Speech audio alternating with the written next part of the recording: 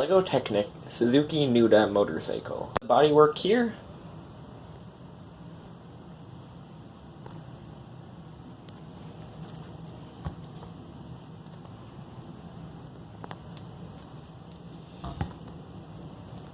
It's got the tube bodywork because I couldn't fill in the spaces and still have it look good, but I'm quite happy with how this turned out.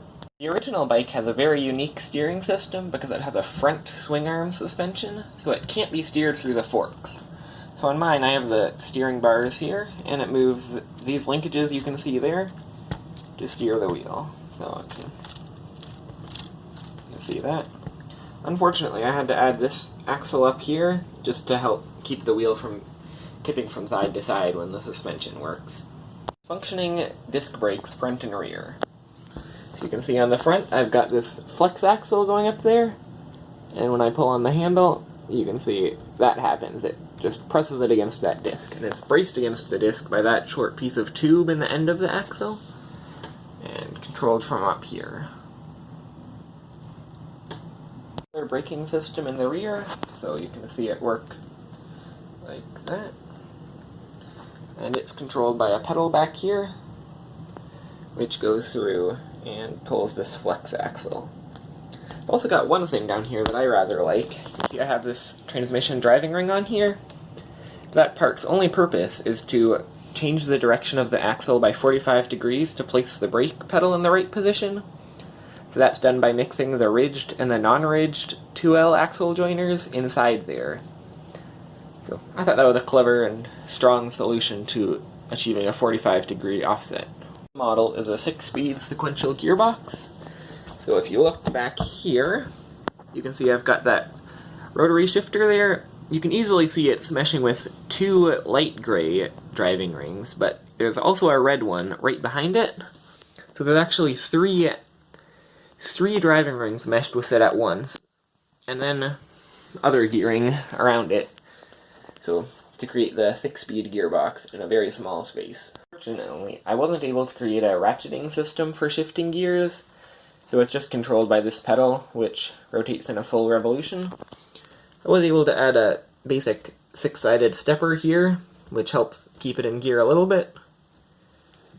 The downside to this gearbox system is simply that there's very little space between gears, so it takes careful shifting to make sure you don't end up locking up the transmission. Is a clutch, which you can see right in the center of the camera right now. So when I pull the handle on the handlebars, the lever there, you can see it engages and disengages by pulling a string against a rubber band. You can see the handle here. Works in a similar way to the brake one. The overall drivetrain also has 2-wheel drive, so in the rear it's a simple shaft drive design, but in the front it's much more complicated. So you can see this bracket is attached directly to the wheel, so it rotates along with the wheel, which incidentally steers on a virtual pivot system to help it steer approximately in the middle of the axis. So anyways, when the drive is transferred into there, and then along these 2 universal joints, and then it goes into the red 8-tooth gear, which allows the axle to slide over it, then into the dark gray gear, and then back to this universal joint, which then connects to the main drivetrain, and then also to the back axle. See the 2-wheel drive system at work. If I turn the rear wheel, the front one goes along with it. The piston engine down here, so that's the crankshaft there, and now that I turn the wheels, that will turn as well. It does move the pistons up and down too, but you can't really see that because I have the grates over them, and the pistons themselves are the dark gray ones. There is swing arm suspension front and rear. In the rear, it's a fairly simple design with a shock up here, and this axle here just to help keep it straight and aligned. A much longer swing arm, and two shocks up there, and another vertical axle to keep it aligned.